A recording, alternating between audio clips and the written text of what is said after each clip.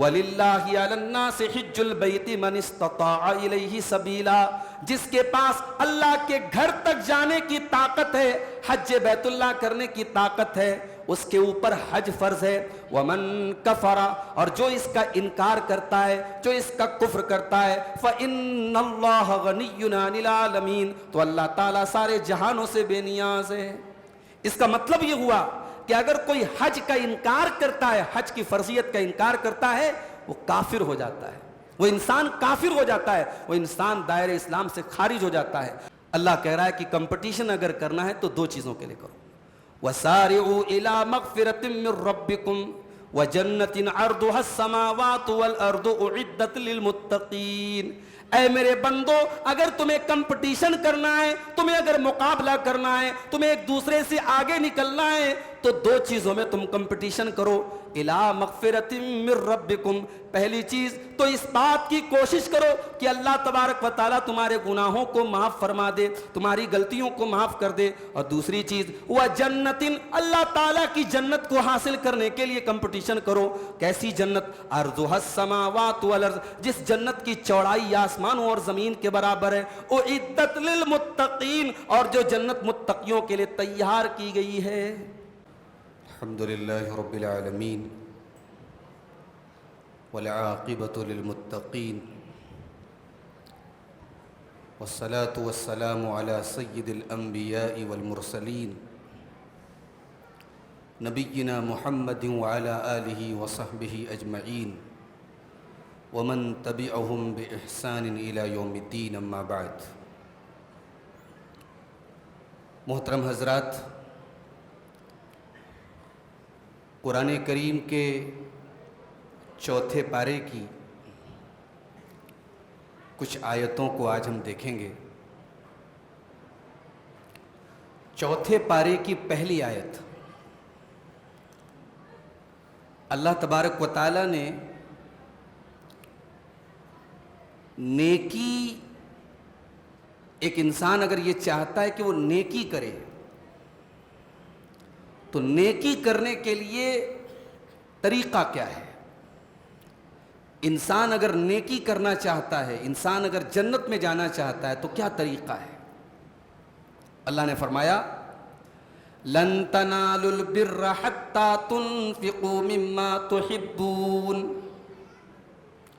تم نیکی کو نہیں پہنچ سکتے، تم نیکی کو نہیں پا سکتے، حَتَّىٰ تُنْفِقُوا مِمَّا تُحِبُّونَ، جب تک تم اپنی سب سے محبوب چیز، سب سے فیوریٹ چیز، سب سے پسندیدہ چیز اللہ کی راہ میں خرچ نہ کر دو۔ انسان اللہ کی راہ میں خرچ تو کرتا ہے، لیکن اگر ایسی چیزیں خرچ کرتا ہے جو اس کی ضرورت سے زائد ہیں، ایکسٹرا ہیں، تو یہ کون سے کمال کی بات ہے؟ کمال تو تب ہے کہ ایک چیز ہماری محبوب ہے، ہمیں اس کی ضرورت ہے، اور موقع آیا تو ہم نے اللہ کی راہ میں خرچ کر دیا۔ تو نیکی اس کو کہتے ہیں۔ اگر جنت میں جانا ہے تو موقع پڑنے پر اپنا سب سے محبوب مال اللہ کی راہ میں خرچ کر دو۔ لن تنالوا البر، تم نیکی کو نہیں پا سکتے، حتی تنفقوا مما تحبون، جب تک تم اپنی سب سے محبوب چیز اللہ کی راہ میں خرچ نہ کر دو۔ وما تنفقوا من شیء وَمَا تُنْفِقُوا مِنْ شَيْءٍ فَإِنَّ اللَّهَ بِهِ عَلِيمٌ، اور جو کچھ بھی تم خرچ کرتے ہو اللہ کو خوب معلوم ہے۔ ایک صحابی تھے ابو طلحہ انصاری رضی اللہ تعالیٰ عنہ، بہت پیسے والے تھے، بہت مال والے تھے۔ ان کے پاس ایک باغ تھا، کھجوروں کا بہت بڑا باغ تھا، اور بڑا خوبصورت باغ تھا۔ اس میں چاروں طرف کھجوروں کے باغات تھے، بیچ میں نہر جاری تھی۔ اس زمانے کی کروڑوں کی پراپرٹی تھی ان کا وہ باغ، اور یہ باغ جو تھا اس کا نام تھا بیروحا۔ اللہ کے رسول صلی اللہ علیہ وسلم کبھی کبھار اس باغ میں جاتے تھے، کھجور کھاتے تھے اور نہر کا ٹھنڈا ٹھنڈا پانی پیتے تھے۔ تو جب قرآن کریم کی یہ آیت نازل ہوئی، چوتھے پارے کی پہلی آیت، تو حضرت ابو طلحہ انصاری رضی اللہ تعالیٰ عنہ اللہ کے نبی کے پاس آئے اور کہا کہ اے اللہ کے نبی، میں اپنا وہ باغ اللہ کی راہ میں دینا چاہتا ہوں، اور میں آپ کو یہ بتانے آیا ہوں کہ آج کے بعد میرا وہ مال، میرا وہ باغ میں اللہ کی راہ میں خرچ کر رہا ہوں۔ ایک منٹ کے لیے, ایک پل کے لیے بھی حضرت ابو طلحہ نے یہ نہیں سوچا کہ اتنا بڑا مال ہے, اتنی بڑی پراپرٹی ہے, ساری زندگی کی میری سب سے بڑی کمائی ہے. قرآن کی آیت نازل ہوئی, لن تنالوا البر حتى تنفقوا مما تحبون. ابو طلحہ انصاری نے کہا کہ اے اللہ کے نبی, میں اپنا وہ باغ اللہ کی راہ میں دے رہا ہوں. اللہ کے رسول نے فرمایا کہ اے ابو طلحہ, یہ تو بڑا قیمتی مال ہے, اتنا بڑا باغ تم اللہ کی راہ میں دے رہے ہو. آپ نے بڑی حیرت سے فرمایا. اس کے بعد اللہ کے رسول نے فرمایا کہ میری رائے یہ ہے کہ آپ اپنا یہ باغ اپنے رشتہ داروں میں جو ضرورت مند ہے, جو غریب ہیں, ان کو آپ دے دیں. چنانچہ حضرت ابو طلحہ رضی اللہ تعالیٰ عنہ نے اپنا وہ باغ اپنے غریب رشتہ داروں کو دے دیا. اس سے یہ بھی پتہ چلا کہ جب ہم صدقہ کریں, خیرات کریں, تو اپنے رشتہ داروں میں جو ضرورت مند ہیں ان کو ہم پریفر کریں, ان کو ترجیح دیں, پہلے ان کو دینے کی ہم کوشش کریں. اس کے بعد خانہ کعبہ کی فضیلت بیان کی گئی. خانہ کعبہ کا کیا مقام ہے؟ ان اول بیت وضع للناس للذی ببکہ مبارکا وہدی للعالمین. سب سے پہلا جو گھر اللہ تعالیٰ کی عبادت کے لیے روئے زمین پر بنایا گیا, یہ وہی گھر ہے جس کا نام خانہ کعبہ ہے, جو بکہ میں بنایا گیا. بکہ یہ مکہ کا دوسرا نام ہے. مکہ کا ایک نام بکہ ہے, اور مکہ کا نام بکہ کیوں پڑا؟ بکہ کے معنی عربی میں وہ جگہ جہاں انسان کو رونا آ جائے, جہاں انسان کی آنکھوں سے آنسو آ جائے. اور آج بھی دنیا کے بڑے بڑے مجرم, بڑے چھٹے چھٹے بدماش, دنیا کے بڑے قاتل, مجرم, لٹیرے, اس گھر کی یہ خاصیت ہے, اس گھر کا یہ کمال ہے کہ جب اس گھر کے پاس جاتے ہیں اپنے آنسوؤں پر اختیار نہیں رکھ پاتے. انسان کتنا بھی بڑا گنہگار ہو, اس گھر کے اندر اللہ نے ایسی تاثیر رکھی ہے, جب انسان کی پہلی نظر پڑتی ہے اللہ کے اس گھر کے اوپر, انسان کو اپنے آنسوؤں پر اختیار نہیں ہوتا ہے. ان اول بیت وضع للناس, سب سے پہلا جو گھر اللہ تعالیٰ کی عبادت کے لیے بنایا گیا, للذی ببکہ, یہ وہی گھر ہے جو بکہ شہر میں, جو مکہ شہر میں, مبارکا وہدی للعالمین, اور یہ گھر بڑی برکت والا گھر ہے. یہ خانہ کعبہ برکت والا گھر ہے, ہر اعتبار سے برکت ہے. اس گھر میں, اس خانہ کعبہ کے پاس ایک نماز کا ثواب 1,00,000 نماز کے برابر ہے. وہ ایسی جگہ ہے جہاں 24/7 طواف ہوتا رہتا ہے, اللہ کا ذکر ہوتا رہتا ہے, اللہ کی عبادت ہوتی رہتی ہے. پھر وہ جگہ ایسی ہے, ہزاروں سال پہلے جب حضرت ابراہیم علیہ السلام نے اپنے بیٹے اسماعیل کو اور اپنی بیوی ہاجرہ کو جب وہاں چھوڑا تھا, تو وہ جگہ کیسی تھی میرے بھائی؟ وہ جگہ کیسی تھی؟ وہاں کلاک ٹاور نہیں تھا, وہ بڑی بڑی بلڈنگیں نہیں تھیں, وہاں آج کی طرح کا خوشحال مکہ نہیں تھا. وہ تو ایسی جگہ تھی کہ ابراہیم علیہ السلام جب اپنے بیوی بچے کو چھوڑ کے جانے لگے تو کیا دعا کرتے ہیں؟ ربنا انی اسکنت من ذریتی بواد غیر ذی زرع عند بیتک المحرم. اے اللہ, میں اپنے بچوں کو, اپنی بیوی بچوں کو ایسی جگہ چھوڑ کے جا رہا ہوں جہاں ایک اناج کا دانہ بھی پیدا نہیں ہوتا. اس جگہ آج نہ پانی کی کمی ہے, نہ پھلوں کی کمی ہے, دنیا کے سارے پھل آپ کو وہاں مل جائیں گے. تو وہ برکت والی جگہ ہے. وَهُدًى لِّلْعَالَمِينَ, اور ساری کائنات کی ہدایت کا مرکز ہے. ساری دنیا والوں کا قبلہ اللہ تعالیٰ نے اس خانہ کعبہ کو بنا دیا. دنیا کے کسی کونے میں مسلمان جب نماز پڑھتا ہے تو اسی خانہ کعبہ کو اپنا ڈائریکشن بناتا ہے, اسی کو اپنا قبلہ بناتا ہے. وَهُدًى لِّلْعَالَمِينَ, وہ ساری کائنات کی ہدایت کا مرکز بھی بنا دیا گیا. فیہ آیات بینات, اور اس خانہ کعبہ کے پاس اللہ تعالیٰ کی کھلی ہوئی نشانیاں ہیں. مقام ابراہیم, وہاں پہ مقام ابراہیم ہے, وہاں پہ وہ پتھر بھی ہے جہاں ابراہیم علیہ السلام نے کھڑے ہو کر کے خانہ کعبہ بنایا تھا. اس گھر کے پاس اللہ کی بے شمار نشانیاں ہیں. انسان اگر غور کرے تو قدم قدم پر وہاں اللہ تعالیٰ کی توحید کے نشان اس کو ملیں گے, اللہ کی عظمت کے نشان اس کو ملیں گے. من دخلہ کان آمنا, اور اس خانہ کعبہ کی, اس شہر مکہ کی ایک خاص بات یہ ہے کہ جو وہاں چلا گیا اس کو امن حاصل ہو گیا. اپنے باپ کے قاتل کو بھی دیکھنے کے بعد بیٹا اس قاتل کو قتل نہیں کرتا تھا. یہ خانہ کعبہ کا احترام تھا, یہ حرم کا احترام تھا, یہ مسجد حرام کا احترام تھا. وَمَن دَخَلَهُ كَانَ آمِنًا, جو اس میں داخل ہو گیا ومن دخلہ کان آمنا، جو اس میں داخل ہو گیا اس کو اللہ تعالیٰ فرماتا ہے کہ ہم نے امن اور شانتی دے دی. وَلِلَّهِ عَلَى النَّاسِ حِجُّ الْبَيْتِ مَنِ اسْتَطَاعَ إِلَيْهِ سَبِيلًا، اور جس کے اوپر استطاعت ہے، جس کے پاس کیپیسٹی ہے، جس کے پاس طاقت ہے، اس کے اوپر فرض ہے اس گھر کا حج کرنا. بڑے افسوس کی بات ہے، آج بہت سارے لوگ ایسے ہیں بہت پیسہ ہے ان کے پاس، حج نہیں کرتے. پوچھو کیوں نہیں کرتے؟ ارے صاحب کیا بتائیں، بڑی ذمہ داریاں ہیں میرے کندھے پر، بیٹی کی شادی کرنا ہے، مکان بنانا ہے، بیٹے کو جاب دلانا ہے. یہ بہانے آپ کے حج نہ کرنے کے. اگر آپ کے پاس مال ہے اور اتنا مال ہے کہ آپ آسانی سے حج کر کے آ سکتے ہیں، آپ کے بال بچوں کو کوئی دقت نہیں ہوگی، آپ کے اوپر حج فرض ہے. اور میں نے دیکھا ہے کہ جو لوگ یہ جھوٹے بہانے بنا کر حج کو کینسل کر دیں گے، صاحب ہم بعد میں کریں گے، ایک وقت ایسا آتا ہے کہ موت کا فرشتہ ان کے پاس آ جاتا اور وہ حج نہیں کر پاتے. ایک وقت ایسا بھی آتا ہے کہ وہ حج کرنا چاہتے ہیں، پیرالائزڈ ہو گئے، اپاہج ہو گئے، ویل چیئر پہ چلنے لگے، مجبور ہو گئے، بستر پر گئے، اور پھر ان کے دل میں درد پیدا ہوتا ہے کہ کاش میں نے جوانی میں حج کر لیا ہوتا، کاش میں نے طاقت رہتے ہوئے حج کر لیا ہوتا.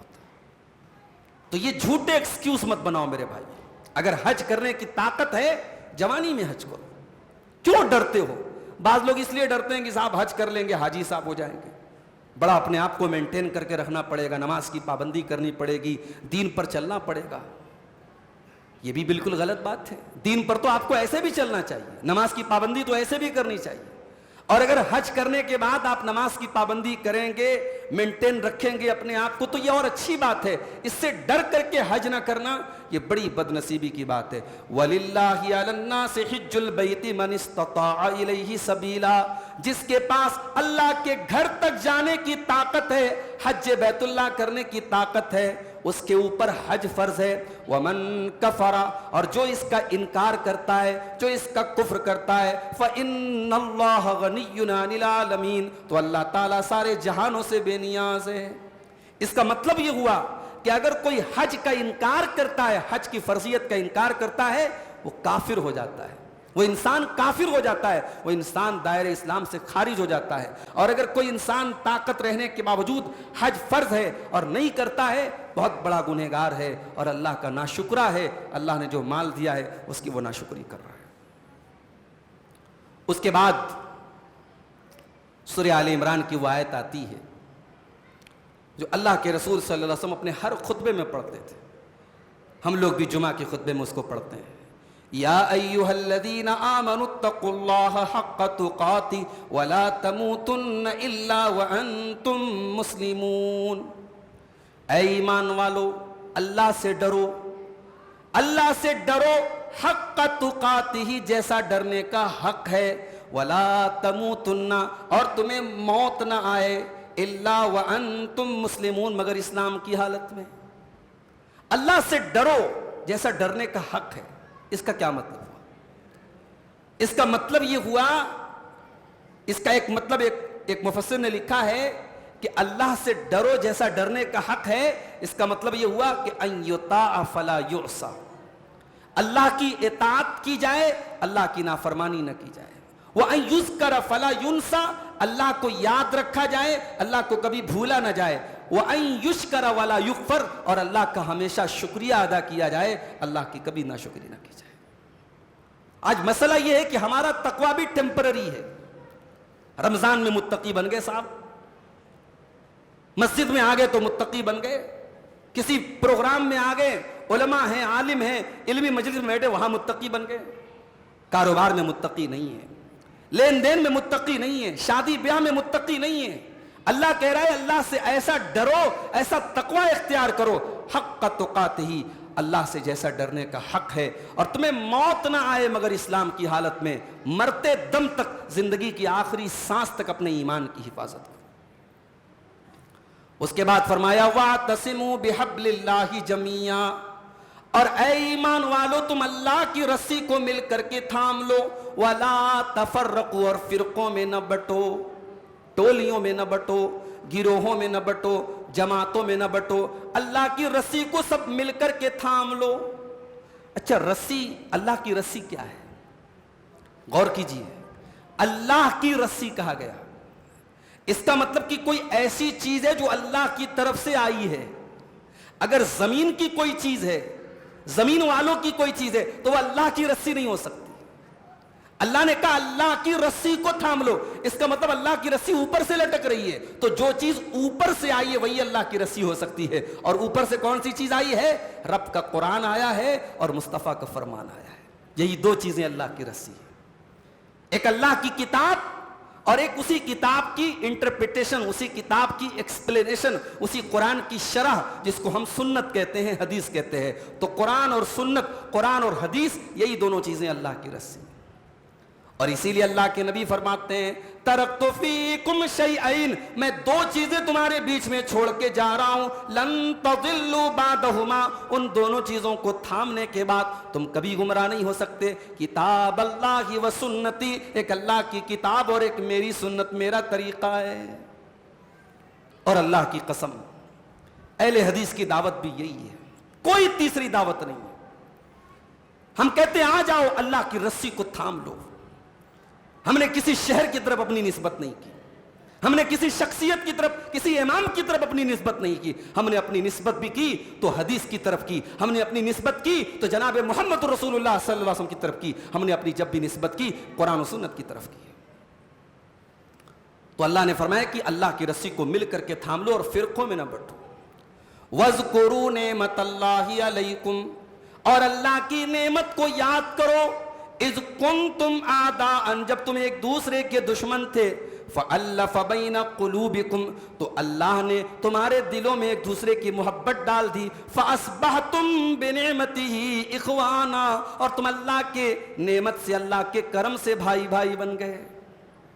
ذرا اسلام کے پہلے کی تاریخ آپ اٹھا کے دیکھیے، عرب کی چھوٹی چھوٹی باتوں پر وہ لڑا کرتے تھے، چھوٹے چھوٹے میٹر پر 40 برس جنگیں ہوا کرتی تھی، اور اللہ کے نبی نے آ کر کے کتنی محبت پیدا کر دی، ایسی محبت پیدا کر دی کہ مکہ کے مہاجر جب مدینہ پہنچے، نبی نے ایک آدمی کا نام لے کے کہہ دیا کہ یہ مکہ کا مہاجر ہے، یہ مدینہ کا انصاری ہے، یہ دونوں بھائی بھائی ہیں، پہلے سے کوئی رشتہ نہیں ہے، پہلے سے کوئی بلڈ ریلیشن نہیں ہے، کوئی خون کا رشتہ نہیں ہے، نبی نے ایک زبان پر بھائی بھائی بنا دیا، اور اس رشتے کو نبی کے صحابہ نے ایسا نبھایا میرے بھائیوں کہ پوری انسانی تاریخ میں اس کی مثال نہیں ملتی۔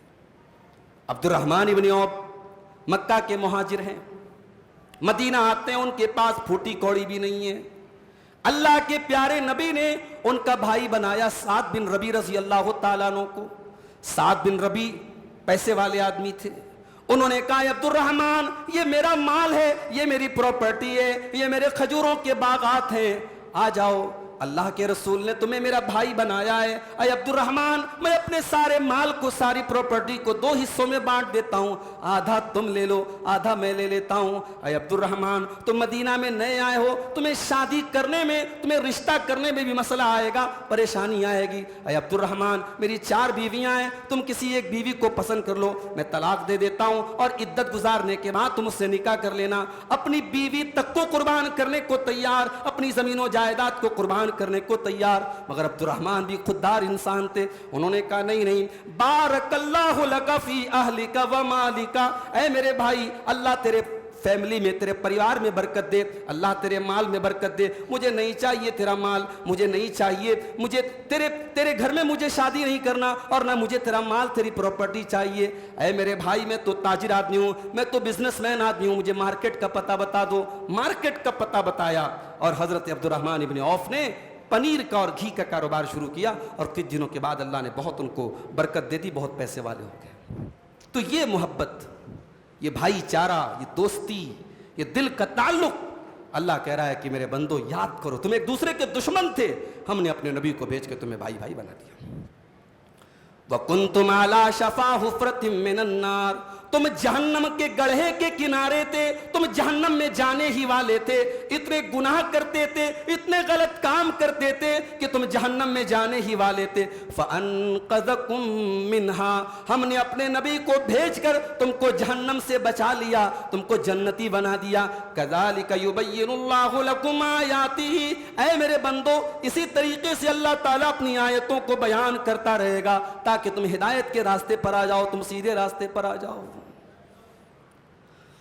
اس کے بعد یہ بتایا گیا کہ مسلمانوں میں ایک جماعت ایسی بھی ہونی چاہیے جس کا کام برائی کو برائی کہنا ہو, جس کا کام دعوت دینا ہو.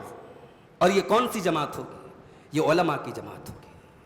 ہر انسان کا کام نہیں ہے. ایک جماعت ایسی ہونی چاہیے جو خاص ہو اس کام کے لیے, جو علم حاصل کرے, جو باقاعدہ دعوت کے اصولوں سے واقف ہو اور پھر وہ عوام میں دعوت کا کام کرے. وَلْتَكُمْ مِنْكُمْ أُمَّةٌ يَدْعُونَ إِلَى الْخَيْرِ وَيَأْمُرُونَ بِالْمَعْرُوفِ وَيَنْهَوْنَ عَنِ الْمُنْكَرِ وَأُولَئِكَ هُمُ الْمُفْلِحُونَ. اے مسلمانوں, تم میں ایک جماعت ایسی بھی ہونی چاہیے جو لوگوں کو بھلائی کی طرف دعوت دے, برائی سے روکے, اچھائیوں کا حکم دے, اور یہی لوگ کامیاب ہونے والے ہیں. اس کا مطلب یہ ہوا کہ امت میں ہر دور میں ایک طبقہ ایسا ہونا چاہیے جو برائی کو برائی کہے, جو اچھائی کو اچھائی کہے, جو شراب کو شراب کہے, جو زنا کو زنا کہے, جو حرام کو حرام کہے, جو حلال کو حلال کہے. ہر دور میں ایسی جماعت ہونی چاہیے. اور اگر اللہ نہ کرے کبھی ایسا دور آ گیا جب دنیا سے علماء چلے گئے اور یہ کام کرنے والے مٹ گئے, وہی دن اس امت کی تباہی کا دن ہوگا. اسی لیے اللہ قرآن میں کہتا ہے وَمَا كَانَ رَبُّكَ مُهْلِكَ الْقُرَى وَمَا كَانَ رَبُّكَ مُهْلِكَ الْقُرَى بِظُلْمٍ وَأَهْلُهَا مُصْلِحُونَ. اے میرے نبی, آپ کا رب کسی بستی کو ہلاک نہیں کرتا ہے جب تک اس بستی میں اصلاح کرنے والے لوگ موجود ہوں, جب تک برائی کو برائی کہنے والے لوگ موجود ہوں, تب تک اللہ تعالیٰ بستی کو ہلاک نہیں کرتا ہے. تو اگر نجات چاہیے, اگر کامیابی چاہیے, تو ایک جماعت ایسی ہونی چاہیے. اب اس جماعت کو ہمیں تیار کرنا ہے. ہر انسان کوشش کرے اپنے محلے سے, اپنے علاقے سے کچھ ایسے بچوں کو دین کے کاموں میں لگائے, ان کو عالم بنائے, ان کو قرآن کا حافظ بنائے, اس کو دین کا داعی بنائے. ہر محلے میں, ہر گاؤں میں, ہر بستی میں ایسے لوگ ہونے چاہیے. اگر یہ کام ہم نے نہیں کیا تو یہ ہماری تباہی اور بربادی کی نشانی ہوگی میرے بھائیو. اس کے بعد اس امت کا مقام بتایا گیا. یہ امت دنیا کی سب سے بہترین امت ہے, یہ دنیا کی سب سے بہترین کمیونٹی ہے, لیکن یہ مقام رسپانسبلٹی بھی رکھتا ہے. اگر اللہ تعالیٰ نے ہم کو دنیا کی سب سے بہترین امت بنایا ہے تو ہمارے کندھوں پر اللہ تعالیٰ نے کچھ رسپانسبلٹی بھی ڈالی ہے, کچھ ذمہ داری بھی ڈالی ہے. فرمایا کنتم خیر امت اخرجت للناس تأمرون بالمعروف وتنہون عن المنکر وتؤمنون باللہ. اے مسلمانوں, تم دنیا کی سب سے بہترین امت ہو, لیکن کان کھول کر کے سن لو, اخرجت للناس, تمہیں انسانیت کو کچھ دینے کے لیے پیدا کیا گیا ہے. تمہارے وجود کے ذریعے, تمہاری ذات کے ذریعے انسانیت کو کچھ ملنا چاہیے. دنیا کو یہ لگنا چاہیے کہ ہاں یہ مسلمانوں کی بستی ہے, یہ مسلمانوں کا علاقہ ہے, ان کے ذریعے انسانیت کا فائدہ ہو رہا ہے, ان کے ذریعے دنیا کا بھلا ہو رہا ہے. اخرجت للناس, تم انسانیت کو کچھ دینے کے لیے بنائے گئے ہو. تامرون بالمعروف, تم نیکیوں کا حکم دیتے ہو. وتنہون عن المنکر, اور برائیوں سے روکنے کا کام کرتے ہو. وتؤمنون باللہ, اور تم اللہ کے اوپر ایمان رکھتے ہو. دنیا کی ساری قومیں اللہ کو ماننے کا دعویٰ کرتی ہیں, مگر اللہ کو صحیح طریقے سے ماننا, اللہ کی توحید کے ساتھ ماننا, اللہ کی ذات پر ایمان رکھنا, اللہ کی صفات پر ایمان رکھنا, اللہ پر ویسا ایمان رکھنا جیسا اللہ کو چاہیے, ویسا ایمان اگر کوئی رکھتا ہے تو سچا مسلمان رکھتا ہے. اسی لیے اللہ نے کہا وَتُؤْمِنُونَ بِاللَّهِ, تم دنیا کی بہترین امت ہو کیونکہ تم اللہ کے اوپر ایمان رکھتے ہو. اس کے بعد یہودیوں کی کارستانیاں بیان کی گئی کہ یہودی وہ خبیث قوم ہے جس نے اپنے نبیوں کو قتل کیا. یہ وہ خبیث لوگ ہیں جو بے ایمان ہیں, سود کھاتے ہیں اور امانت میں خیانت کرتے ہیں. اللہ تعالیٰ نے یہودیوں کے یہ کارنامے بیان کیے, ان کے جرائم بیان کیے.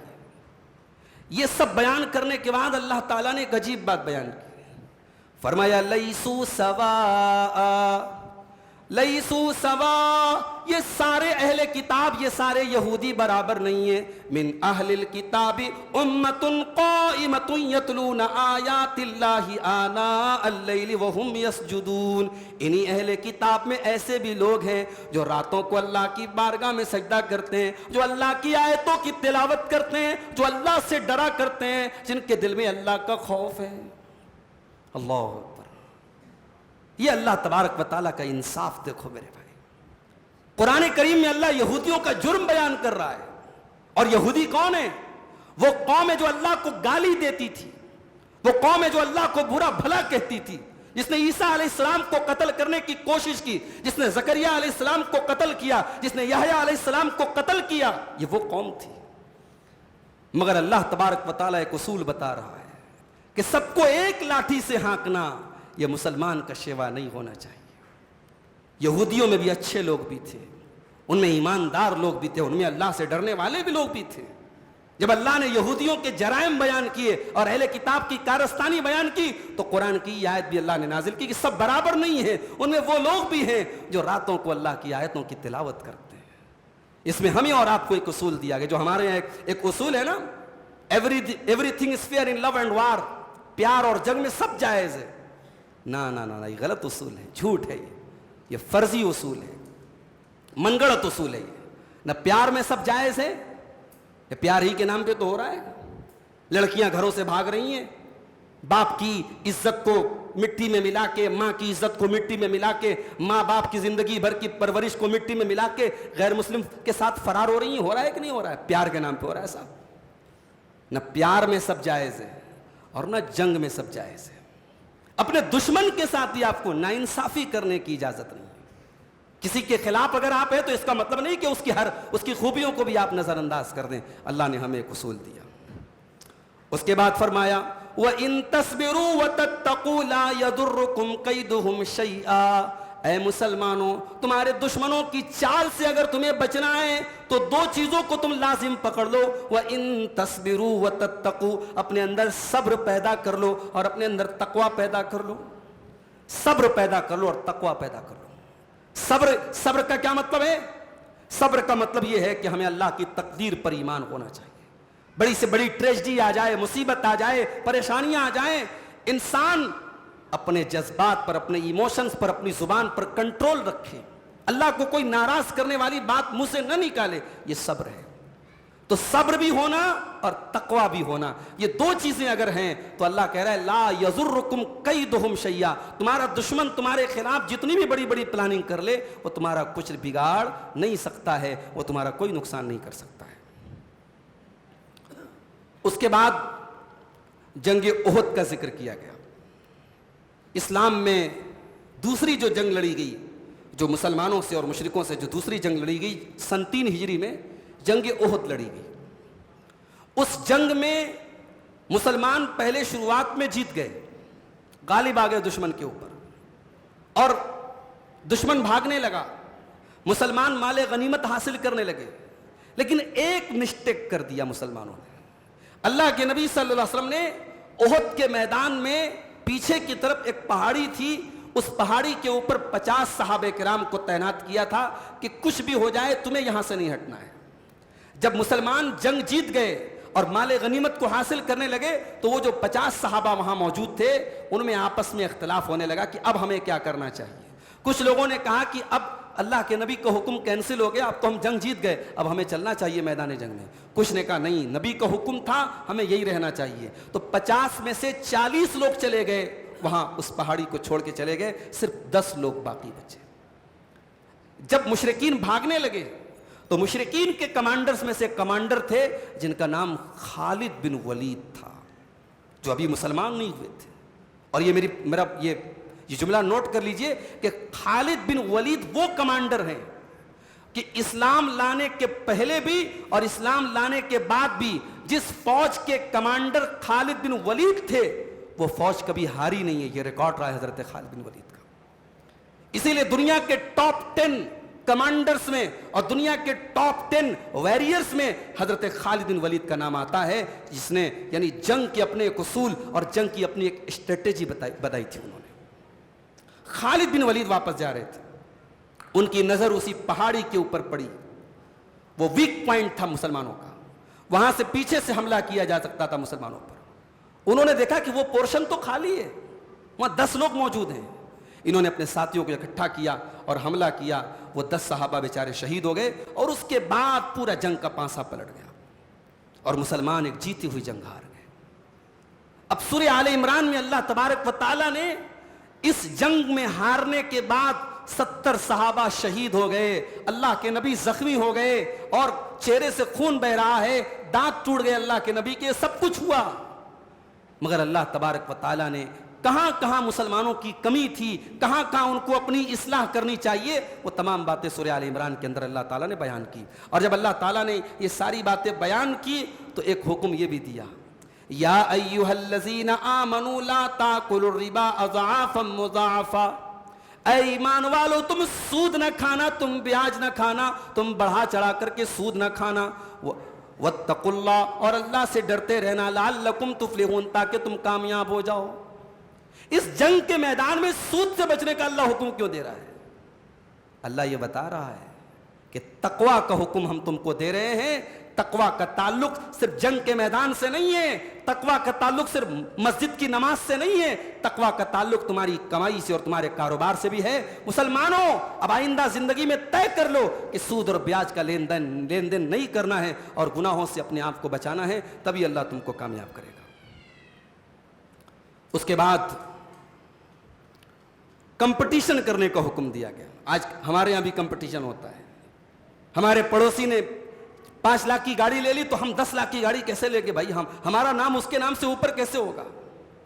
فلاں کے بچے نے انجینئرنگ پڑھ لی، ڈاکٹر بن گیا، انجینئر بن گیا، ہمارا بیٹا کیسے ڈاکٹر بنے، ہم اس کے برابر کیسے ہو جائیں؟ ہوتا ہے نا کمپٹیشن، زمین کو لے کے ہو رہا ہے، جائیداد کے لیے ہو رہا ہے، پراپرٹی کے لیے ہو رہا ہے۔ اللہ کہہ رہا ہے کہ کمپٹیشن اگر کرنا ہے تو 2 چیزوں کے لیے کرو، وَسَارِعُوا إِلَىٰ مَغْفِرَةٍ مِّن رَبِّكُمْ وَجَنَّةٍ عَرْضُهَا السَّمَاوَاتُ وَالْأَرْضُ أُعِدَّتْ لِلْمُتَّقِينَ۔ اے میرے بندو، اگر تمہیں کمپٹیشن کرنا ہے، تمہیں اگر مقابلہ کرنا ہے، تمہیں ایک دوسرے سے آگے نکلنا ہے تو 2 چیزوں میں تم کمپٹیشن کرو۔ إِلَىٰ مَغْفِرَةٍ مِّن رَبِّكُمْ، پہلی چیز تو اس بات کی کوشش کرو کہ اللہ تبارک و تعالیٰ تمہارے گناہوں کو معاف فرما دے، تمہاری غلطیوں کو معاف کر دے، اور دوسری چیز وَجَنَّةٍ، اللہ تعالیٰ کی جنت کو حاصل کرنے کے لیے کمپٹیشن کرو۔ کیسی جنت؟ عرضها السماوات والارض، جس جنت کی چوڑائی آسمانوں اور زمین کے برابر ہے، اعدت للمتقین، اور جو جنت متقیوں کے لیے تیار کی گئی ہے۔ جنت تیار ہے، جنت از آلریڈی پریپیئرڈ، جنت ایسا نہیں کہ فیوچر میں بنے گی، جنت تیار ہے، اعدت للمتقین، جنت متقیوں کے لیے تیار کر دی گئی ہے۔ اب متقی کون لوگ ہیں؟ الذین ينفقون فی السراء والضراء، متقی وہ لوگ ہیں جو خوشحالی میں بھی خرچ کرتے ہیں اور بدحالی میں بھی خرچ کرتے ہیں، جن کا کاروبار اچھا چلتا ہے تب بھی اللہ کی راہ میں دیتے ہیں، اور کاروبار میں مندی آ جاتی ہے تب بھی اللہ کی راہ میں دیتے ہیں، جن کے اوپر اچھا دور آتا ہے تب بھی اللہ کی راہ میں خرچ کرتے ہیں، اور پریشانی کا دور آتا ہے تب بھی جتنا بن پڑتا ہے اللہ کی راہ میں خرچ کرتے ہیں۔ بھائی ہمارے پاس اللہ کا دیا سب کچھ ہے اور ہم اللہ کی راہ میں دے رہے ہیں، یہ بہت کمال کی بات نہیں۔ کمال کی بات تو یہ ہے کہ ہم ایک مڈل کلاس آدمی ہیں، ہمارے پاس بڑی خوشحالی نہیں ہے، مگر ہم سے جو بن پڑتا ہے اللہ کی راہ میں جب ضرورت پڑتی ہے ہم دل کھول کے خرچ کرتے ہیں۔ اللہ نے کہا یہ ہے متقی لوگوں کی پہچان۔ الذین ينفقون فی السراء والضراء، جو خوشحالی میں بھی خرچ کرتے ہیں اور پریشانی میں بھی خرچ کرتے ہیں، والکاظمین الغیظ، اور غصے کو پی جایا کرتے ہیں۔ یہ نہیں کہا کہ غصہ نہیں آتا ہے، غصہ تو آئے گا نا، انسان ہے تو غصہ آئے گا، کبھی بیٹے پر غصہ آ گیا، کبھی بیوی پر غصہ آ گیا، کبھی دوست پر آ گیا، کبھی اپنے ملازم پر آ گیا، غصہ آ گیا، مگر غصے کو کنٹرول کر جاتے ہیں، غصے کو کنٹرول کر جاتے ہیں، غصے کو پی جاتے ہیں۔ اسی لیے اللہ کے نبی صلی اللہ علیہ وسلم فرماتے ہیں سب سے بڑا پہلوان وہ ہے جو غصے کو کنٹرول کر لے، جو غصے پر قابو پا لے۔ والعافین عن الناس، اور جو لوگوں کو معاف کر دیا کرتے ہیں، لوگوں کی غلطیوں کو معاف کر دیا کرتے ہیں، واللہ یحب المحسنین، اور اللہ تعالیٰ ایسے ہی نیک لوگوں کو پسند کرتا ہے، والذین اذا فعلوا فاحشۃ او ظلموا انفسهم، اور اللہ کے متقی بندے وہ ہوتے ہیں جب ان سے کوئی غلط کام ہو جاتا ہے یا وہ اپنی جان کے اوپر ظلم کر لیتے ہیں، ذکروا اللہ فاستغفروا لذنوبہم، وہ اللہ کو یاد کرتے ہیں اور اپنے گناہوں کی معافی مانگتے ہیں، ومن یغفر الذنوب الا اللہ، اور اللہ اگر معاف نہیں کرے گا تو کون معاف کرے گا، ولم یصروا علی ما فعلوا وهم یعلمون، اور اپنے گناہوں پر وہ ڈٹے نہیں رہتے، اپنے گناہوں پر جمے نہیں رہتے، بلکہ توبہ کر لیتے ہیں، معافی مانگ لیتے اللہ سے۔ تو یہ پہچان ہے متقی لوگوں کی۔ اس کے بعد قرآن کریم کی وہ آیت ہمارے سامنے آتی ہے، جب اللہ کے رسول کا انتقال ہوا، اسی آیت کو پڑھا تھا ابو بکر صدیق نے، اور صحابہ کہتے ہیں ہمیں ایسا لگ رہا تھا کہ آج پہلی مرتبہ ہم قرآن کی آیت سن رہے ہیں۔ وما محمد الا رسول، محمد تو ایک رسول ہیں، افئن مات، اگر ان کو موت آ جائے، او قتلا، یا وہ شہید کر دیے جائیں، انقلبتم علی اعقابکم، تو کیا تم اپنی ایڑیوں کے بل پلٹ جاؤ گے، ومن ینقلب علی عقبیہ، اور جو اپنی ایڑیوں کے بل پلٹ جائے گا، جو اسلام کو چھوڑ دے گا، مرتد ہو جائے گا، فلن یضر اللہ شیئا، وہ اللہ کا کچھ بھی بگاڑ نہیں سکتا۔ جنگ احد میں ایک ایسا بھی موقع آیا تھا جب یہ افواہ اڑ گئی کہ مسلمانوں کے نبی قتل کر دیے گئے، اللہ کے رسول قتل کر دیے گئے۔ جب یہ افواہ اڑی تو بعض صحابہ نے اپنی تلوار پھینک دی، کہا کہ جب اللہ کے رسول ہی دنیا سے چلے گئے تو کس کے لیے لڑیں گے، کیوں لڑیں گے ہم؟ تو اس موقع پر قرآن کی آیت نازل ہوئی کہ اگر مان لو کہ جنگ احد میں اللہ کے رسول قتل بھی کر دیے گئے تو کیا اسلام ختم ہو جائے گا؟ نہیں، اسلام تب بھی باقی رہے گا، اللہ کا دین تب بھی باقی رہے گا، اللہ کا مشن تب بھی باقی رہے گا۔ اسی لیے اسلام پرسنالٹیز اور شخصیات کا نام نہیں ہے، اسلام اللہ کی توحید کا نام ہے اور اللہ کی شریعت پر چلنے کا نام ہے۔ اسلام میں کوئی تہوار آپ دیکھ لیجئے کسی پرسنالٹی سے ریلیٹڈ نہیں ہے، کسی شخصیت کے ساتھ نہیں جوڑا گیا ہے۔ اسلام میں کوئی عبادت ایسی نہیں ہے جس میں کسی شخصیت کی تعظیم کی جا رہی ہو۔ اسلام کی ہر عبادت میں اللہ کی تعظیم ہے۔ ہم رمضان کا روزہ رکھ رہے ہیں، اللہ کے لیے رکھ رہے ہیں۔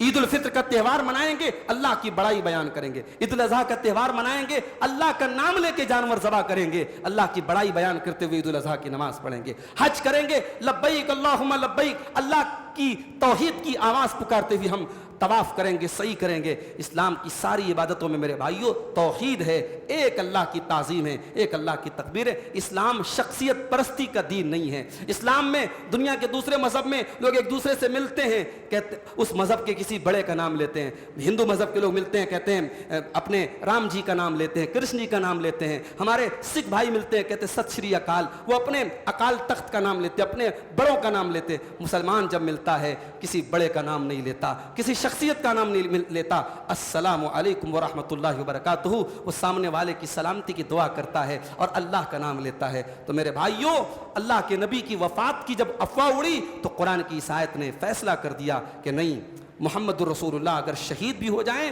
تو اسلام ختم نہیں ہو جائے گا، اور جو ایڑی کے بل پلٹ جائے گا، جو مرتد ہو جائے گا، وہ اپنا انجام بھگتنے کے لیے تیار رہے۔ اس کے بعد اللہ تبارک و تعالیٰ نے اپنے نبی کے اخلاق کو بیان کیا۔ اللہ کے نبی کے اندر بڑی نرمی تھی، بڑی محبت تھی، دشمن کے ساتھ بھی آپ کا اخلاق بڑا اچھا تھا۔ اب یہ اللہ کے رسول کے اخلاق میں جو نرمی تھی، اس کی وجہ کیا تھی؟ اللہ نے فرمایا فَبِمَا رَحْمَةٍ مِّنَ اللَّهِ لِنْتَ لَهُمْ، اے میرے نبی، اللہ تبارک و تعالیٰ کا بہت بڑا کرم آپ کے اوپر یہ ہے کہ اللہ نے آپ کو نرم مزاج بنایا ہے۔ فَبِمَا رَحْمَةٍ مِّنَ اللَّهِ لِنْتَ لَهُمْ، آپ کو اللہ تعالیٰ نے نرم بنایا ہے۔ وَلَوْ كُنْتَ فَظًّا غَلِيظَ الْقَلْبِ، اے نبی اگر آپ سخت دل ہوتے اور بد زبان ہوتے، لَانْفَضُّوا مِنْ حَوْلِكَ، تو اے میرے نبی یہ لوگ آپ کو چھوڑ کے چلے گئے ہوتے۔ اس کا مطلب یہ ہوا کہ جو کسی مذہب کا رہنما ہو اس کا اخلاق بہت اچھا ہونا چاہیے۔ اگر آپ کسی مذہب کے رہنما ہیں تو آپ اس مذہب کو ریپرزینٹ کرتے ہیں، آپ کا اخلاق ایسا ہونا چاہیے کہ لوگ آپ کی طرف کھنچ کے آئیں. جب اللہ اپنے نبی کے بارے میں کہہ رہا ہے کہ اے نبی اگر آپ کا اخلاق اچھا نہ ہوتا, آپ کی زبان اچھی نہ ہوتی, آپ کی بول چال اچھی نہ ہوتی, تو لوگ آپ کو چھوڑ کے چلے گئے ہوتے. تو ہماری اور آپ کی کیا اوقات ہے؟ اس لیے اگر آپ اسلام کی دعوت دینا چاہتے ہیں, آپ اسلام کو دنیا تک پہنچانا چاہتے ہیں, تو آپ کا اخلاق, آپ کا بیہیویئر, آپ کا سلوک, آپ کا لوگوں سے ملنا جلنا آئیڈیل ہونا چاہیے. آپ کی زبان میں مٹھاس ہونی چاہیے, آپ کا کیریکٹر بہت ہی بہترین ہونا چاہیے. اللہ نے فرمایا کہ اے میرے نبی, اللہ کا کرم آپ کے اوپر ہے کہ اللہ نے آپ کو ایسا بنایا ہے. اس کے بعد فرمایا فاعف عنہم, اے نبی آپ لوگوں کو معاف کر دیا کریں, واستغفر لہم, اور لوگوں کے لیے اللہ تعالیٰ سے معافی مانگا کریں, وشاورہم فی الامر, اور اے نبی آپ لوگوں سے مشورہ کیا کریں, فاذا عزمت, اور جب آپ کسی چیز کا فیصلہ کر لیں, فتوکل علی اللہ, تو اللہ کے اوپر بھروسہ کر کے وہ کام کر ڈالیے. اس کا مطلب یہ ہوا کہ اسباب کو اختیار کرنا یہ توکل کے خلاف نہیں ہے. دنیا میں اللہ تعالیٰ نے ہر چیز کا کچھ سبب بنایا ہے, اسباب کو اختیار کرنا یہ توکل کے خلاف نہیں ہے. اگر ہمیں آم کا پھل چاہیے تو ہمیں آم کا بیج زمین میں ڈالنا پڑے گا. ہمیں اگر پیسہ کمانا ہے, تجارت کرنا ہے, تو ہمیں تجارت اوپن کرنا پڑے گا, ہمیں دکان کھولنی پڑے گی. اللہ نے دنیا کو دارالاسباب بنایا ہے. اسباب, آپ بیمار ہیں تو آپ کو ڈاکٹر کے پاس جانا ہوگا, میڈیسن لینا ہوگا, ٹریٹمنٹ کرنا ہوگا, شفا اللہ تعالیٰ دے گا. مگر اسباب جو اللہ نے بنائے ہیں ان اسباب کو اختیار کرنا چاہیے. اللہ نے اپنے نبی سے کہا کہ اے نبی آپ لوگوں سے مشورہ کیا کریں. جب نبی کو مشورہ کرنے کی ضرورت ہے تو کیا کسی مسجد کے, کسی مدرسے کے, کسی جماعت کے, کسی تنظیم کے ذمہ داروں کو مشورہ کرنے کی ضرورت نہیں ہے؟ مسلمانوں کے کام مشورے سے طے ہونے چاہیے. مسلمانوں کے ہر کام میں ایک شورا ہونی چاہیے, ایک مشورہ کمیٹی ہونی چاہیے, ایک پینل ہونا چاہیے, اور آپس کے مشورے سے کام ہونا چاہیے. ڈکٹیٹرشپ مسلمان کا طریقہ نہیں ہے. اللہ اپنے نبی سے کہہ رہا ہے وشاورہم فی الامر, اے نبی آپ لوگوں سے مشورہ کیا کریں. اور مشورہ کرنے کے بعد اور ہر طریقے سے سوچنے سمجھنے کے بعد جب کوئی کام کرنا ہو تو کرتے وقت بھی یہ دل میں خیال نہ رہے کہ میں بڑا ٹیلنٹڈ ہوں اور یہ میرا کمال ہے, بلکہ کام کا انجام اللہ کے اوپر چھوڑ دینا چاہیے. اس لیے کہ انسان جتنا بھی پلاننگ کر لے, اگر اللہ تبارک و تعالیٰ نے کام کا صحیح ہونا نہیں لکھا ہے تو ساری پلاننگ آپ کی دھری کی دھری رہ جائے گی. اس لیے اللہ نے فرمایا کہ اے نبی جب آپ فیصلہ کر لیں فتوکل علی اللہ, تو اللہ کے اوپر بھروسہ کر کے اس کام کو آپ آگے بڑھیے. اچھا, جنگ احد جب ختم ہوئی اور مسلمان مدینہ پہنچے تو مشرکین تو ابھی ریٹرن جا رہے تھے. تو مشرکین مکہ اور مدینہ کے بیچ میں ایک جگہ پڑتی ہے روحا. روحا میں جب پہنچے تو مشرکین نے آپس میں طے کیا کہ ہمیں دوبارہ پلٹ کے مدینہ پر ایک اور حملہ کرنا چاہیے اور مسلمانوں کی رہی صحیح طاقت کو ختم کر دینا چاہیے. اب یہ خبر اللہ کے رسول کو پتہ لگی کہ مشرکین ایسا ارادہ کر رہے ہیں, ریٹرن آنا چاہتے ہیں مدینہ کی طرف. تو اللہ کے نبی نے اپنے صحابہ سے مشورہ کیا اور کہا کہ اس کے پہلے کہ مشرکین ریٹرن لوٹ کر کے آئیں, ہم آگے بڑھ کر کے مشرکین کا سامنا کرتے ہیں تاکہ مشرکین ہم سے ڈر کے بھاگ جائیں.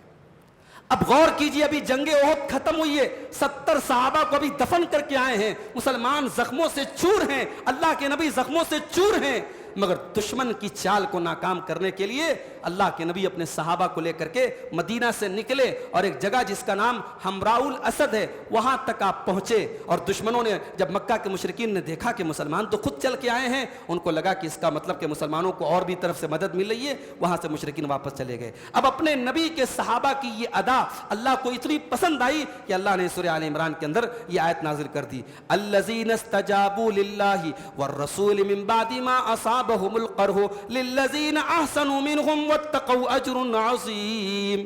اے میرے نبی آپ کے وہ صحابہ جو زخمی ہونے کے باوجود, جن کے بدن سے خون رس رہا تھا اور جن کے بدن پہ بڑے بڑے زخم تھے, اس کے باوجود انہوں نے اللہ کی بات مانی اور رسول کی بات مانی. اے میرے نبی آپ کے ان صحابہ کے لیے اللہ تعالیٰ کے یہاں بہت بڑا اجر و ثواب ہے. الذین قال لهم الناس ان الناس قد جمعوا لكم, ان سے کہا گیا کہ بہت بڑا لشکر تیار ہو کر کے آ رہا ہے. جب ان کو یہ کہا گیا فخشوہم, ان سے ڈرو, بہت بڑا لشکر تمہارے لیے تیار ہو کر کے آ رہا ہے. فزادہم ایمانا, تو ان کا ایمان اور بڑھ گیا. وقالوا حسبنا اللہ ونعم الوکیل, اور انہوں نے کہا اللہ ہمارے لیے کافی ہے اور اللہ بہترین مدد کرنے والا ہے. اس کا مطلب یہ ہوا کہ سچا مومن جو ہوتا ہے وہ مصیبتوں میں بھی اپنا ہوش نہیں کھوتا ہے، مصیبتوں میں اس کا ایمان اور بڑھ جاتا ہے۔ صحابہ کرام کا ایمان اور بڑھ گیا اور انہوں نے کہا اللہ ہمارے لیے کافی ہے اور اللہ بہترین مدد کرنے والا ہے۔ اس کے بعد سورہ نساء شروع ہوتی ہے اور سورہ نساء میں اللہ تبارک و تعالیٰ نے سب سے پہلے یہ حکم دیا کہ رشتہ داری کو کاٹنے سے ڈرو۔ وَاتَّقُوا اللَّهَ الَّذِي تَسَاءَلُونَ بِهِ وَالْأَرْحَامَ، رشتہ داری کو کاٹنے سے ڈرو اور اللہ سے ڈرو۔ اس کا مطلب یہ ہوا کہ اللہ کی نظر میں رشتہ بہت بڑی چیز ہے، جس کے ساتھ آپ کا خون کا رشتہ ہے، کوئی بھائی ہے، کوئی چاچا ہے، کوئی تایا ہے، کوئی بھتیجا ہے، کوئی پوتا ہے، رشتوں سے ہم بدے ہوئے ہیں اور یہ رشتے ہمارے نہیں اللہ کے بنائے ہوئے رشتے ہیں، لہٰذا رشتوں کو کاٹنے سے انسان کو ڈرنا چاہیے اور رشتوں کو نہیں کاٹنا چاہیے، رشتوں کو نہیں توڑنا چاہیے۔ اس کے بعد وہ آیت آتی ہے جس میں ان مسلمانوں کو 4 شادیوں کی اجازت دی گئی۔ فَانْكِحُوا مَا طَابَ لَكُم مِّنَ النِّسَاءِ مَثْنَىٰ وَثُلَاثَ وَرُبَاعَ، تم نکاح کرو ان عورتوں سے جو تمہارے لیے اچھی ہوں، 2 نکاح کر سکتے ہو، 3 کر سکتے ہو، 4 کر سکتے ہو۔ فَإِنْ خِفْتُمْ أَلَّا تَعْدِلُوا، اگر تمہیں اس بات کا ڈر ہے کہ تم انصاف نہیں کر پاؤ گے، فَوَاحِدَةٌ، تو ایک شادی کرو۔ یہاں ایک بات کی وضاحت کرنا چاہتا ہوں۔ کل اتفاق سے انسٹاگرام پر ایک ویڈیو سامنے آیا، ہمارے پڑوسی ملک میں ایک انجینئر صاحب ہیں، ان کا ایک ویڈیو سامنے آ گیا۔ ہمارے بہت سارے نوجوان بڑا فالو بھی کرتے ہیں ان کو، انجینئر صاحب کو، ان کو یہ لگتا ہے کہ صاحب یہ وہ بات بتاتے جو علماء نہیں بتاتے۔ تو ان سے کسی نے پوچھا، انٹرویو لینے والے نے، کہ انجینئر صاحب یہ بتائیے کہ اسلام میں شادی کا کیا معاملہ ہے؟ تو انہوں نے کہا بھائی اسلام میں شادی تو ایک ہی ہے، 4 کی اجازت ہے، شادی ایک ہے۔ اور اس کے بعد میں کمنٹ دیکھ رہا تھا تو خاص طور سے خواتین کے کمنٹ آ رہے تھے کہ یہ پہلا مولوی ہے جو عورتوں کے حق میں بول رہا ہے اور یہ بالکل صحیح بات بول رہا ہے۔ ایک خاتون کا تو کمنٹ یہاں تک میں نے دیکھا، انہوں نے کہا کہ میں تو فلاں مفتی صاحب کو سن کر کے اسلام سے بیزار ہو گئی تھی، انجینئر صاحب کا بہت بہت شکریہ کہ ان کو سننے کے بعد اب اسلام سے میرے اندر محبت پیدا ہو رہی ہے۔ یعنی کیا مینٹیلٹی ہم کیا بنا رہے ہیں میرے بھائی؟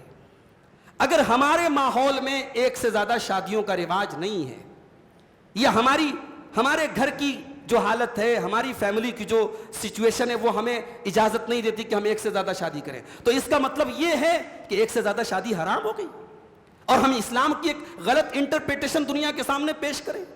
قرآن کریم کی آیت میں اللہ تبارک و تعالیٰ جب نکاح کا ذکر کر رہا ہے تو پہلے 2 کا ذکر کر رہا ہے کہ تم نکاح کرو 2 عورتوں سے، 3 عورتوں سے، 4 عورتوں سے۔ اگر تم ڈرو کہ تم انصاف نہیں کر پاؤ گے تو 1 سے کرو۔ آج بہت سارے سو کالڈ اسکالر یہ ثابت کرنے کی کوشش کرتے ہیں کہ صاحب اسلام میں نکاح تو صرف ایک ہے، 4 کی اجازت ہے۔ گویا جو جن ممالک میں یا جن علاقوں میں یا جو لوگ 1 سے زیادہ شادیاں کرتے ہیں وہ نعوذ باللہ عورتوں پر ظلم کرتے ہیں، اور عورتوں کے دماغ میں ایسا بٹھا دیا گیا ہے کہ اگر مرد نے 1 سے زیادہ شادی کی تو اس کا مطلب کہ وہ اپنی بیوی سے محبت نہیں کرتا ہے۔ اگر کسی عورت کا شوہر دوسرا نکاح کر لے تو عورتیں اسے پوچھتی ہیں کہ تیرا شوہر لگ رہا ہے تجھ سے محبت نہیں کرتا ہے۔ میرے بھائیوں، ہم سماج کو کہاں لے کے جا رہے ہیں؟ آج حالات یہ ہیں، ہر تیسرے شادی شدہ انسان کے ایکسٹرا میریٹل افیئر ہیں۔ یہ سروے بتا رہا ہوں میں، یہ اسی سماج کا جائزہ بتا رہا ہوں، ہر تیسرے شادی شدہ انسان کا ایکسٹرا میریٹل افیئر ہے۔